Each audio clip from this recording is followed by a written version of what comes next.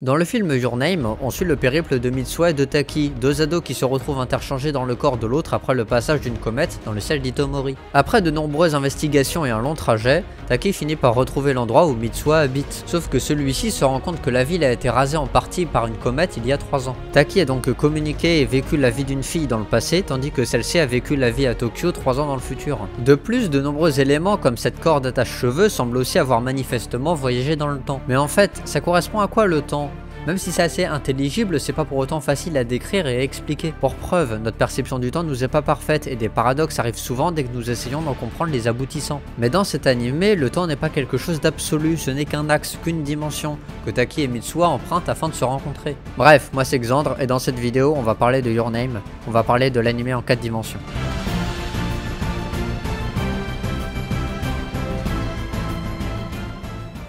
Quand on parle de dimensions, que ce soit dans la vie de tous les jours ou en maths, il est assez facilement admis que les 3 premières dimensions sont l'axe horizontal X, l'axe vertical Y et l'axe de profondeur Z. Avec ces 3 axes, vous pouvez déterminer la position de n'importe quoi à l'instant T. Mais justement, c'est l'instant T qui est important ici. Si les 3 premières dimensions ne font pas débat, la 4e quant à elle est beaucoup plus sujette aux interprétations. Dans certaines situations, il s'agit d'un axe similaire à X ou Y, mais dans d'autres cas, notamment en physique, la 4e dimension est le temps. Il faut donc s'imaginer que dans la vie de tous les jours, en plus de se mouvoir de gauche à droite, de haut en bas, de proche ou loin, on se déplace aussi dans le temps. Certes involontairement, mais quand même.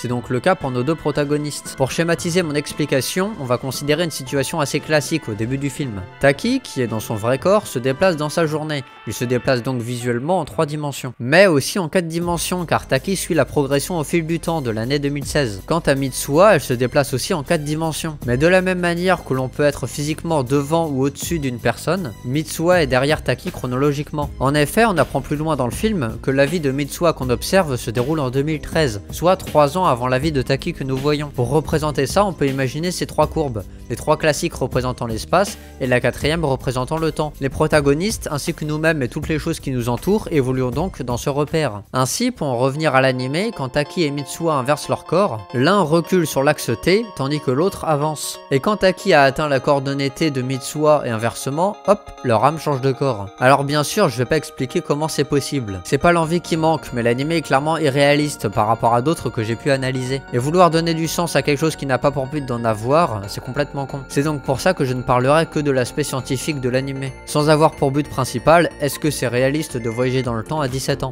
Bref. Pour en revenir à nos 4 dimensions, maintenant que vous avez compris comment ça fonctionne, on va pouvoir mieux interpréter les différents voyages dans l'animé. Parce que vous vous doutez bien qu'il n'y en a pas qu'un seul. Et je vais m'arrêter sur une scène vers la fin du film. Notamment parce que c'est une scène vraiment bien animée, et surtout que cette scène m'a permis de comprendre comment fonctionnait leur voyage temporel. Et qui m'a donné au passage le sujet de cette vidéo. Donc la scène commence par Taki qui a gravi une petite colline dans la ville de Mitsuha. La scène se passe après que Taki ait compris que la ville de Mitsuha avait été rasée et que donc au passage, celle-ci était sûrement morte. Cependant, 3 ans auparavant, Mitsuha était elle aussi au même endroit sur la colline. Les deux ayant pour but de trouver l'autre pour se parler, l'impensable se produit sous une comète passant dans le ciel. Taki et Mitsuha, du haut de leur jeune âge, se déplaçant en 4 dimensions, ont réussi à franchir la limite temporelle pour se transmettre un bout de ficelle.